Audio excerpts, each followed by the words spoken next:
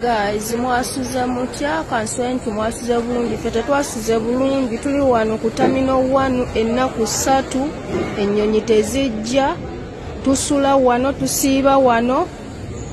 tebatuwa kyakulya tebatutwala mu hotelo tubeera wano buli lunaku jjo batututte ku makyambu batwala mu hotelo twebake enkuba yatukubidde ebweru yonna netugwerako paka kati nakati twasuze wano ate nga tetulina ssuubi yonna nti tugenda kutambula abamu tuli balwadde banaye tukoye enjala etuluma tebatuwa byakulya olina kukwata mu nsawo yo okuva lwe twajja wano paka kati banaye mutuyambe jjo abaana abamu bakoze check-in ne batuuka eri ate ne bamala ne babakomyawo banaye mutuyambe naye tufa tuli bubi enjala etuluma tetunaaba tetwebaka tetulya buli we tulaga batugobawo kati batusindise no mu food court gye tuba tubeera mutuyambe naye tufa tuli bubi abakazi ennaku 3 nga tetunaaba tetulya tetusenya tetulina kintu na kimu kye tukola. Omanyi tuvaayo ne tubalabula ku kinyonyi kya Uganda Airlines naye abantu temuwulira naye ndowooza kati mutandise okugirozaako mujjukire Uganda Airlines ennaku ezo baagikanikamu mwawulira abakugu gye babajjambu abaakanika mwakiwulira ovanga ku nnyonyi esituka n'eva e Uganda n'ebeera ng'ejja nga boolaba akafaanani kano n'ebeera ng'ejja n'etuuka mu kkubo n'eddayo naye jjukira egyo nabaddeko nno ku kisaawe awo abantu baabadde bangi ku kisaawe mbuna luli ennyonyi bwe yajja yatwala abantu bamusaaba ne bantu ne basigalawo kati leero baabadde babagambye mukomeewo ne bakomawo naye ate era sitiru ennyonyi teyazze ennyonyi mujjukire era yasabye emergency mu nsi emu neerandinga waliwo ennyonyi ya Uganda kino kikulaga ki oba kikutegeeza ki Uganda Airlines muveeyo munnyonnyola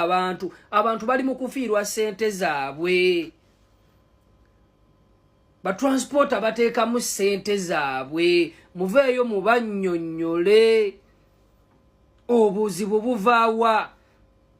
twabannyonnyolako ne tubaga kino ekinyonyi kya Uganda Airlines kino ekitalina spare kituuka ne mu bbanga ne kigamba kati katuddeyo e Uganda ne kikyuka ne kiddayo gwolowooza lwaki muve ku nnyonyi ya Uganda Airlines mugenda kufiirizibwa ssente zammwe ate nga temufunye bwenkanya ate nga tebabannyonnyodde tuzze tubibagamba ebbanga ddene Uganda Airlines mweddeko kisusse bannaye kisusse mwetereze Bannayuganda mukyafuna nnyo obuzibu kino nkibagamba tambuza vidiyo eno mukimanyi ennyonyi y'eggwanga Uganda Airlines yafunye emergency landing mu Abu Dhabi obulamu bwammwe mubuteekeko value mubuwe ekitiibwa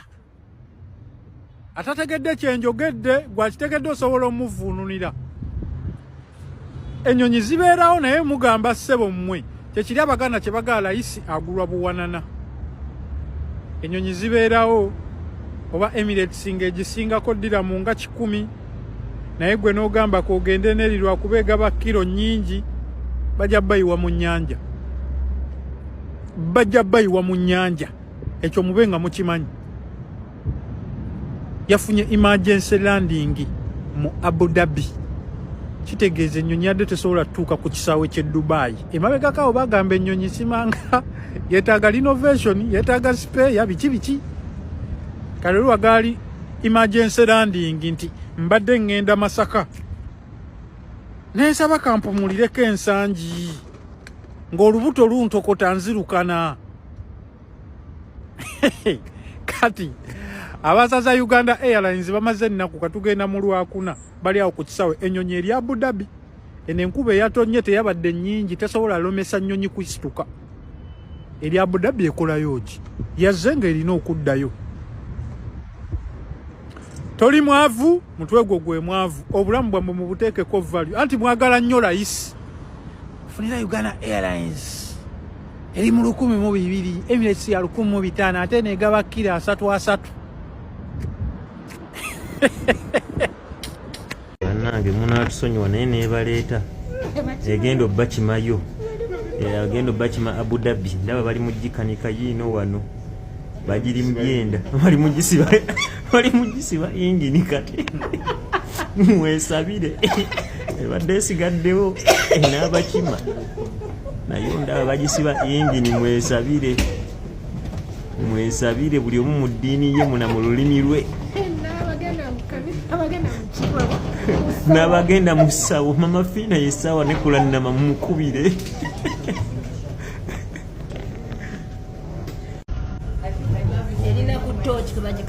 bagikanikira ku ttawaaza nno mukyali awo wakatawaaza ne bamala bamukubira bukubizi simu jjukira simu gyagiriddeko Allah naye nga munaatuuka baganda baffe katubasabire babakime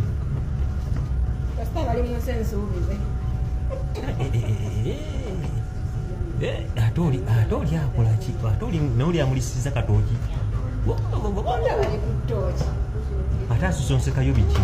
biyaganye ovaayo eyo